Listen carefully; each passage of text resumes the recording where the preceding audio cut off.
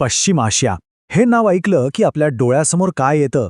बहुतेकदा पेट्रोल पंपवरची गर्दी आणि वाढणारे आकडे, बरोबर ना? असं वाटतं की तिकडे काहीही झालं की इकडे तेलाचे आणि गॅसचे भाव वाढणारच. हे जणू काही एक ठरलेलं गणितच आहे. आणि खरं सांगायचं तर ते स्वाभाविक पण आहे, कारण अख्खी जगाची अर्थव्यवस्था याच तेला गॅसवर चालते. पण एक मिनिट थांबा. भारतासाठी ही गोष्ट फक्त पेट्रोल आणि डिझेलच्या वाढत्या किमतींपुरतीच मर्यादित आहे का? की या बातम्यांच्या धुरामागे एक वेगळीच आग धुमसते, अशी आग जी थेट आपल्या मोठमोठ्या इंडस्ट्रीजच्या पायालाच धोका पोहोचवू शकते? चला, आज आपण याच प्रश्नाच्या अगदी मुळाशी जाऊया. तर आपण आज काय काय पाहणार आहोत? आपण तेल आणि गॅसच्या पलीकडे बघू. भारताची काही छुपी अवलंबित्व आहेत ती समजून घेऊ. मग कोणत्या महत्त्वाच्या सेक्टर्सवर दबाव येतोय ते पाहू. या सगळ्यातलं खरं आव्हान काय आहे ते ओळखू. आणि शेवटी आपल्या अर्थव्यवस्थेच्या मजबूतीवर एक मोठा प्रश्नचिन्ह उभा करू. ठीक आहे, चला तर मग सुरुवात करूया. आपण सगळ्यांनी ऐकलेल्या पाहिलेल्या गोष्टींपासून. पश्चिम आशिया आणि तिथली ती हॉर्मुझची सामुद्रधुनी, ही जागा म्हणजे जणू काही जागतिक व्यापाराची मुख्य धमनी आहे. इथं जर काही खुट्ट झालं तर त्याचे धक्के अख्ख्या जगाला बसतात. ही तर झाली ती हेडलाईन जी आपल्याला टीव्हीवर, पेपरात नेहमीच दिसते. आणि ही हेडलाईन किती किती मोठी आहे हे आपल्याला हा आकडा बघून कळेल. 98.7 अब्ज डॉलर्स. विचार करा, भारताने फक्त 2025 या एका वर्षात पश्चिम आशियातून एवढ्या प्रचंड किमतीचा माल आयात केलाय. या एका आकड्यावरून एक गोष्ट तर लख्ख दिसते की आपलं आणि पश्चिम आशियाचं नातं हे फक्त तेल आणि गॅसपुरतं मर्यादित नाहीये. ते त्याहून खूप मोठं आणि खूप जास्त गुंतागुंतीचं आहे. आणि ह्याच गुंतागुंतीच्या नात्यात एक अशी गोष्ट दडली आहे जी आपल्याला सहसा कोणी सांगत नाही, जी बातम्यांमध्ये येत नाही. ही गोष्ट आहे त्या कच्च्या मालाची, ज्याच्यावर आपले मोठमोठे उद्योग, आपल्या फॅक्टरीज उभ्या आहेत. आणि या मालाचा सगळ्यात मोठा पुरवठादार कोण? तर पश्चिम आशिया. चला आता काही उदाहरणं बघूया, म्हणजे लगेच लक्षात येईल. सगळ्यात आधी घेऊया चुनखडी, म्हणजे लाईमस्टोन. आपल्या घराच्या बांधकामापासून ते मोठमोठ्या डॅम्सपर्यंत सगळीकडे लागणारं सिमेंट ह्या चुनखडीपासून बनतं. आणि तुम्हाला माहितीये का, आपण आपल्या गरजेच्या तब्बल 68.5% चुनखडी ही फक्त पश्चिम आशियातून आयात करतो. म्हणजे विचार करा, जवळपास 2/3. आता पुढचं उदाहरण, गंधक म्हणजे सल्फर. आपल्या शेतकऱ्यांसाठी लागणारी खतं असोत किंवा मोठमोठ्या केमिकल कंपन्या, गंधकशिवाय काम चालत नाही. आणि इथेही गोष्ट तीच आहे. आपल्या गरजेपैकी 65.8% गंधक हा पश्चिम आशियातून येतो. म्हणजे पुन्हा एकदा आपण प्रचंड प्रमाणात त्यांच्यावर अवलंबून आहोत. आता येऊया स्टील इंडस्ट्रीकडे, म्हणजे आपल्या गाड्या, पूल, मोठ्या इमारती या सगळ्यांचा पाया. स्टील बनवण्यासाठी एक खूप महत्त्वाची गोष्ट लागते, ती म्हणजे DRI किंवा डायरेक्ट रिड्यूस्ड आयर्न. आणि आतापर्यंत तुम्हाला अंदाज आलाच असेल, आपल्या एकूण आयातीपैकी तब्बल 59.1% DRI हा पश्चिम आशियातून येतो. आणि या यादीतलं शेवटचं पण तितकंच महत्त्वाचं उदाहरण म्हणजे तांब्याच्या तारा.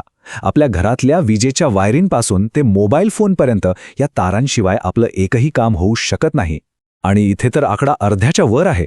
तब्बल 50.60% तांब्याच्या तारा आपण याच अशांत प्रदेशातून मागवतो.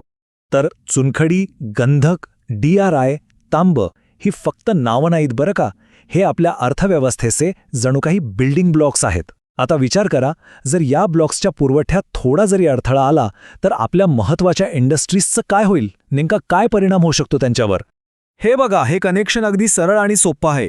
चुनखडी आणि जिप्समचा पुरवठा थांबला तर बांधकाम क्षेत्राला थेट फटका बसतो. प्रोजेक्ट्स रखडतात, खर्च वाढतो. गंधक नाही मिळालं तर खतांचं उत्पादन थांबतं आणि त्याचा परिणाम थेट आपल्या शेतीवर आणि अन्नसुरक्षेवर होतो. तांब्याच्या तारा नसतील तर आपलं पॉवर ग्रीड, आपले रिन्युएबल एनर्जीचे मोठे मोठे प्रोजेक्ट्स धोक्यात येतात. आणि हिरे उद्योग, जिथे भारत जगातला सगळ्यात मोठा प्रोसेसर आहे, तिथे तर 40%पेक्षा जास्त कच्चा माल याच भागातून येतो. म्हणजे आपल्या प्रत्येक मोठ्या इंडस्ट्रीची एक नाडी कुठेतरी पश्चिम आशियात आहेच. आणि स्टील इंडस्ट्रीचं उदाहरण घेतलं ना, तर हे अवलंबित्व किती खोलवर आहे हे अजून स्पष्ट होतं. आता बघा, भारतात स्टील बनवण्याचे साधारणपणे 2 मार्ग आहेत. एक आहे पारंपरिक ब्लास्ट फर्नेस, जो कोळशावर चालतो. पण दुसरा आहे DRI मार्ग, आणि हा चालतो नैसर्गिक वायूवर, म्हणजे LNGवर. आता खरी गंमत इथेच आहे. हा LNG मोठ्या प्रमाणावर येतो कुठून? तर कतारमधून, जो पश्चिम आशियाचाच एक भाग आहे. म्हणजे विचार करा, तिकडे काही संकट आलं आणि हा LNG पुरवठा थांबला तर DRI मार्गाने स्टील बनवणाऱ्या आपल्या कंपन्यांचं उत्पादन एका रात्री ठप्प होऊ शकतं. आता इथपर्यंत ऐकल्यावर कोणालाही वाटेल की ठीक आहे, पश्चिम आशियातून माल मिळत नसेल तर आपण दुसऱ्या देशातून घेऊ. थायलंड आहे, व्हिएतनाम आहे, पर्याय आहेत की. पण थांबा, खरी अडचण इथेच आहे. हे आव्हान फक्त एका ठिकाणाहून दुसऱ्या ठिकाणी माल आणण्याचं नाहीये. या सगळ्याच्या मुळाशी एक असं संकट आहे जे तुम्ही माल कुठूनही आणा ते तुमच्या मानगुटीवर बसणारच आहे.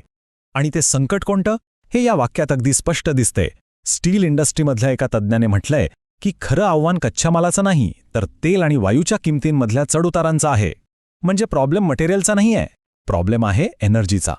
याचा अर्थ काय होतो तो अगदी सोपा आहे. समजा आपण ठरवलं की चला चुनखडी थायलंडमधून आणू आणि DRI मलेशियातून. प्रश्न सुटला का? अजिबात नाही. का? कारण तो माल जहाजातून भारतात आणण्यासाठी, फॅक्टरीमध्ये त्यावर प्रक्रिया करण्यासाठी आणि तयार झालेला माल बाजारात पोहोचवण्यासाठी ह्या प्रत्येक टप्प्यावर काय लागतं? ऊर्जा, तेल आणि गॅस.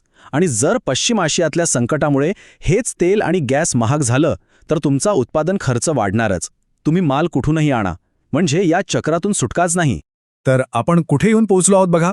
आपण सुरुवात केली होती पेट्रोल पंपवरच्या आकड्यांपासून आणि आता आपण आलो आहोत थेट भारताच्या अर्थव्यवस्थेवर घोंगावणाऱ्या एका दुहेरी संकटापर्यंत.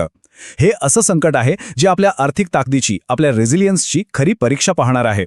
आणि हे दुहेरी संकट म्हणजे नेमकं काय? तर पहिला धोका आहे कच्च्या मालाचा पुरवठा थांबण्याचा. हा धोका काही ठराविक इंडस्ट्रीजवर परिणाम करतो. पण दुसरा आणि त्याहूनही मोठा धोका आहे तो म्हणजे ऊर्जेच्या वाढत्या किमतींचा. आणि हा धोका कोणालाच सोडत नाही. तो संपूर्ण अर्थव्यवस्थेवर परिणाम करतो. तो कोणताही भेदभाव करत नाही. आणि जेव्हा हे दोन्ही धोके एकत्र येतात तेव्हा एक खूप मोठा आणि महत्त्वाचा प्रश्न निर्माण होतो. तोच आपल्या आजच्या चर्चेचा शेवटचा मुद्दा आहे. या अशांत, सतत बदलणाऱ्या जगात ज्या औद्योगिक पायावर आपण आपल्या विकासाची इतकी मोठी इमारत उभी करतोय, तो पाया खरंच किती मजबूत आहे, खरंच किती सुरक्षित आहे, यावर गंभीरपणे विचार करण्याची वेळ आता नक्कीच आली आहे.